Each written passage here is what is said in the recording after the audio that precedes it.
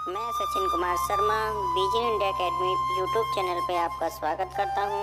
मेरे चैनल को आप सब्सक्राइब करें और नोटिफिकेशन पाने के लिए बेल आइकन को भी दबाएं। Hello students, my self Sachin Sharma और ये सीरीज चल रही है आपकी first year English medium NCERT maths की। और मैं आपको 5 लेक्चर पढ़ा चुका हूं, जिसमें एक्सरसाइज नंबर 1.1 से 1.5 तक सॉल्व करा चुका हूं। अब हम एक्सरसाइज नंबर 1.6 के लिए पहले डेफिनेशन पढ़ेंगे और उसके बाद हम एक्सरसाइज करेंगे। लेकिन उससे पहले मैं आपको बता दूं, एक्सरसाइज नंबर 1.5 में क्वेश्चन नंबर 5 आपका गिवन था, जिसे आपको वेन डायग्राम से सॉल्व करना था। तो मैं उसका एक क्वेश्चन आपको सॉल्व कराता हूं, उसके बाद हम एक्सरसाइज नंबर 6 पे बात करेंगे। एक्सरसाइज नंबर 1.5 में क्वेश्चन नंबर 5 की अगर हम बात करें तो उसमें हमें क्वेश्चन दे रखा है कि वेन डायग्राम की हेल्प से आप इन वैल्यू को फाइंड कीजिए, जिसमें सबसे पहली वैल्यू उसमें दे रखी है A dash union V dash and second part is A intersection V and whole dash। इसी टाइप से क्वेश्चन नंबर थर्ड पार्ट की अगर हम बात करें तो थर्ड पार्ट में हमें दे रखा है A dash intersection V dash, और एक आपका फोर्थ पार्ट गिवन है। उस फोर्थ पार्ट में आपका दिया है A union B whole dash. अगर आप यहाँ पर देखें तो 4 वैल्यू हमें दी गई हैं। इन चारों वैल्यू में आप देखें तो ये डे मोइवर थ्योरम को अप्लाई करती हैं, जिसमें आपकी वैल्यू जो होती है वो A union B whole dash equal to A dash intersection B dash के इक्वल होती है। That is called the de Moivre theorem, sorry de Morgan theorem. It's mean de Morgan rule. इसे हम डे मॉर्गन रूल के नाम से जानते हैं। और डे मॉर्गन रूल जो होता है वो आपका A union B whole dash का means A dash intersection B dash होता है, जिसमें यूनियन जो होता है वो इंटरचेंज हो जाता है आपका यूनियन चेंज हो जाता है इंटरसेक्शन में। इफ अगर यहाँ पर इंटरसेक्शन होगा तो यहाँ हो जाएगा आपका यूनियन। इट्स मीन आपके 1 2 3 4 ये 4 टर्म आपके यहाँ पर दिए गए हैं, जिनमें आपको एक तरीके से ऐसे समझिए, कभी कभी हमें एग्जाम में डे मॉर्गन रूल प्रूफ करने के लिए क्या देता है, बाय द वेन डायग्राम। तो चलिए इसमें हम क्वेश्चन नंबर फर्स्ट और सेकंड सॉल्व करते हैं, और आई थिंक दोनों ही वैल्यू इक्वल आने वाली हैं।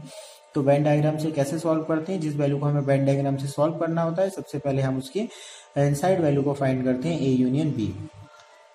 तो फर्स्ट ऑफ ऑल अगर आप डैश फाइंड करना चाहते हैं तो डैश के लिए आपको रेक्टेंगल की फॉर्म में यूनिवर्सल सेट को भी शो करना जरूरी होता है। So first of all draw a rectangle and that is donated the universal set U and write the and draw the two circle.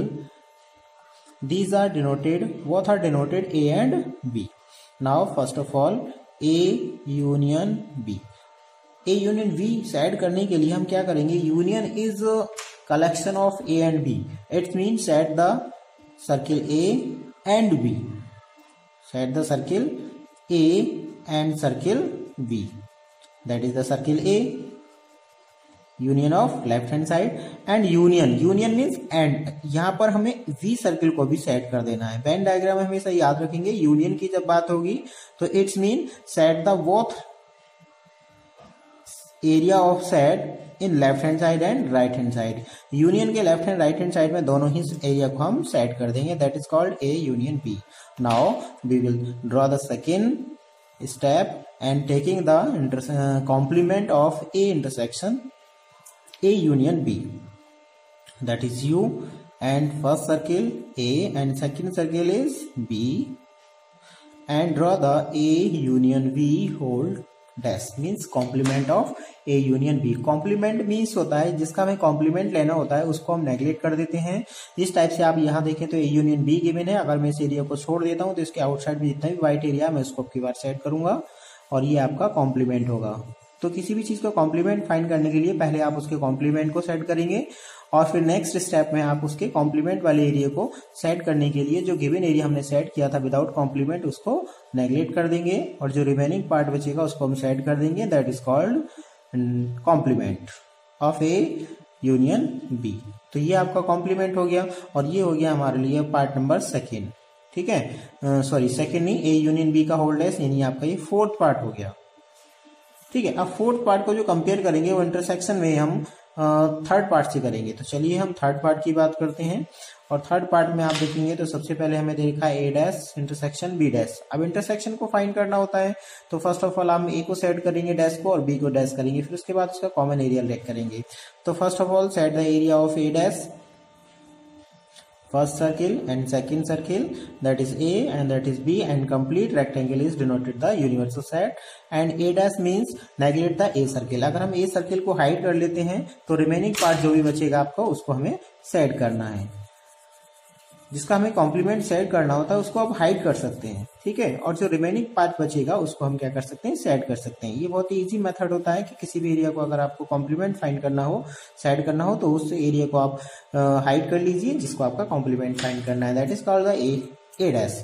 And second step of A dash intersection B dash, B dash, first circle and second circle, that is A and that is B, and the complete universal set. Now hide the circle V and set the remaining area of complete universal set,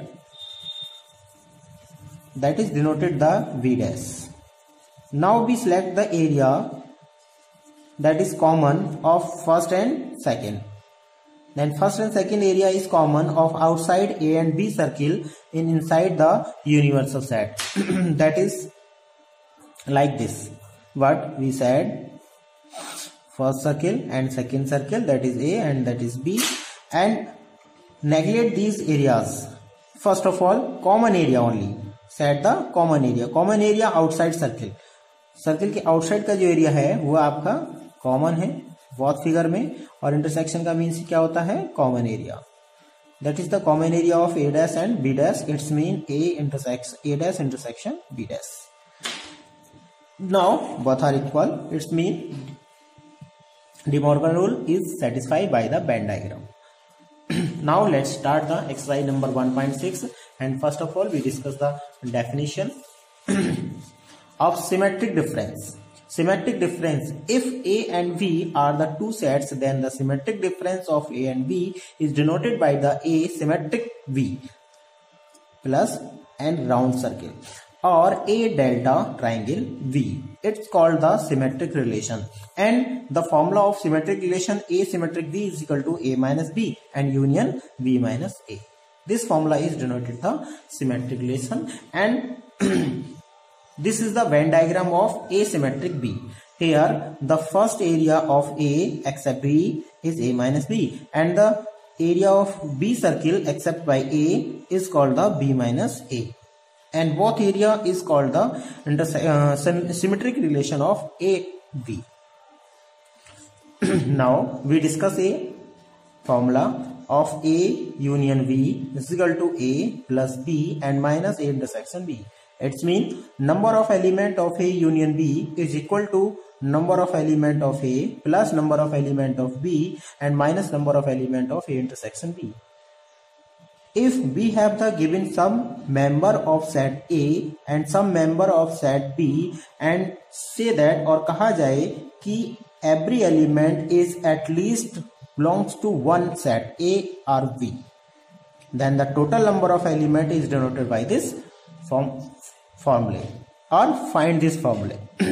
Now by the Venn diagram, that is the universal set U, and the first circle set A, second circle is set B, and the common area is second part, and first area is denoted A minus B, and third part is denoted B minus A. अगर हमें किसी भी question में given हो at least one element which belongs to A और B, A और B, it's mean question में find करने के लिए कह रहा है A union B. If only first, अगर वो ओनली वर्ड लगा के कह देता है कि द एलिमेंट ओनली ए, तो that is the area of only, it's mean A minus B, only ए।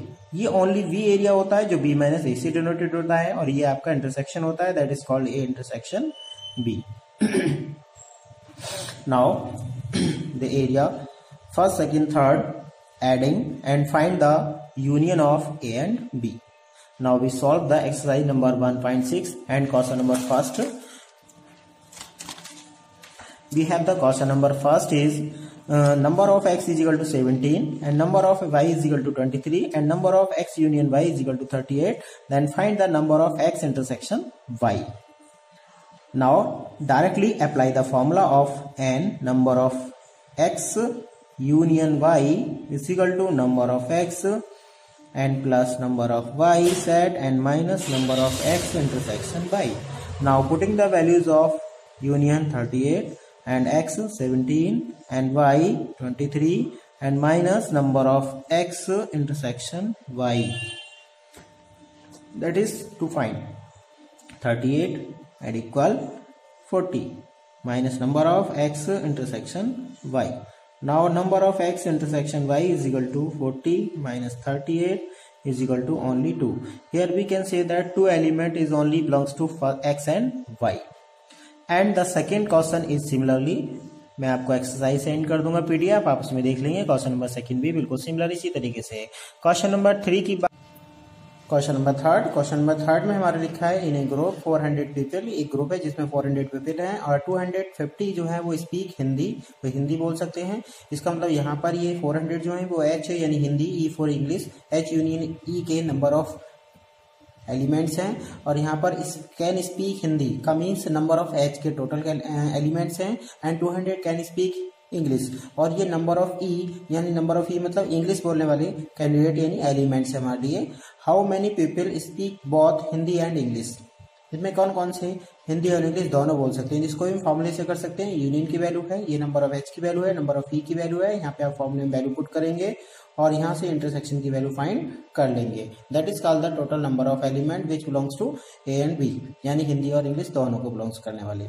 उसके आगे आपका क्वेश्चन नंबर 4, 5, 6 इसी टाइप से हैं आपके, बहुत इजीली क्वेश्चन है, सॉल्व कर लेंगे. क्वेश्चन नंबर 7 की ओर मैं बात कर रहा हूँ. क्वेश्चन नंबर 7 में हमें एक कंडीशन दे रखी है कि इन ए ग्रुप 65 पीपल, टोटल जो है वो आपके 65 है. इसका मतलब टोटल नंबर ऑफ एलिमेंट 65 होने के बाद कहा है कि 40 लाइक द क्रिकेट, कि 40 जो है वो क्रिकेट लाइक करते हैं, नंबर ऑफ सी हो जाएगा. और उसके बाद आपका 10 लाइक करते हैं क्रिकेट और टेनिस, तो इंटरसेक्शन हो जाएगा नंबर ऑफ. ठीक है, तो ये हमारे लिए टोटल है. इसका मतलब number of C union T की वैल्यू हमें दे रखी है 65. तो यहाँ पर हमें इंटरसेक्शन दे रखा है, सी दे रखा है, तो हम यहाँ पर नंबर ऑफ टी निकाल सकते हैं. ठीक है, और नंबर ऑफ टी निकालने के बाद हम इसे वेन डायग्राम की हेल्प से और भी कुछ रिलेशन फाइंड करेंगे. देखिए किस टाइप से. तो यहाँ पर हमें वेन डायग्राम की जरूरत पड़ेगी जब हमें फाइंड करना होगी ओनली क्रिकेट खेलने वाले कितने स्टूडेंट है, ओनली टेनिस खेलने वाले कितने स्टूडेंट है. तो उसके लिए सबसे पहले हम क्या करेंगे, सबसे पहले हम यहाँ पर एक वेन डायग्राम बनाएंगे और वेन डायग्राम में आप 2 सर्किल दिखाएंगे. दोनों सर्किल में जो कॉमन एरिया है उस पर कॉमन नंबर आपके 10 दे रखे हैं, 10 फिल करेंगे. ये आपका क्रिकेट का सर्किल हो गया, ये आपका टेनिस का सर्किल हो गया. क्रिकेट में टोटल नंबर ऑफ कैंडिडेट हैं आपके 40, 10 हम लिख चुके हैं, 30 और लिख देंगे, दैट इज द 40. और टी सर्किल में आप देखें तो 10 ऑलरेडी लिखे हैं. अगर हम यहाँ पे x लिख देते हैं तो टोटल हो जाएंगे 10 प्लस x. ठीक है, अब हम फॉर्मूला अप्लाई करेंगे. Union 65 is equal to number of C यानी 30 प्लस 10 यानी 40 and plus number of T यानी 10 plus x and minus intersection of C and T यानी 10. Now solve. 65 is equal to 40 plus 50 and minus 10, 10 से 10 cancel हो जाएगा, 40 plus x. अगर हम x की वैल्यू फाइंड करें तो ये आ जाएगा हमारा 25. इट्स मीन अगर मैं यहाँ पे 25 लिख देता हूँ तो हम जानते हैं कि 30 जो यहाँ पर ये वैल्यू दे रखी है ये आपका c माइनस टी को डिनोट करता है, और ये जो x की वैल्यू है आपकी ये t माइनस सी को डिनोट करती है, और ये आपका t इंटरसेक्शन c को डिनोट करता है. अगर क्वेश्चन पूछा जाता है कि only candidate which like the cricket, तो इसका मतलब ओनली 30 होगा. और अगर वो पूछा जाता है कि ओनली लाइक द टेनिस, तो ये आपका क्वेश्चन में आंसर होगा ओनली 25. ठीक है, तो इस टाइप से आप इस एक्सरसाइज को कंप्लीट करेंगे. तो इस लेक्चर को ही कंप्लीट कर दें. अगर आपको वीडियो अच्छी लगी हो तो लाइक करना, मेरे चैनल को सब्सक्राइब करना और अगली वीडियो की नोटिफिकेशन पाने के लिए आप बेल आइकन को भी दबाएंगे. Okay, thank you for watching.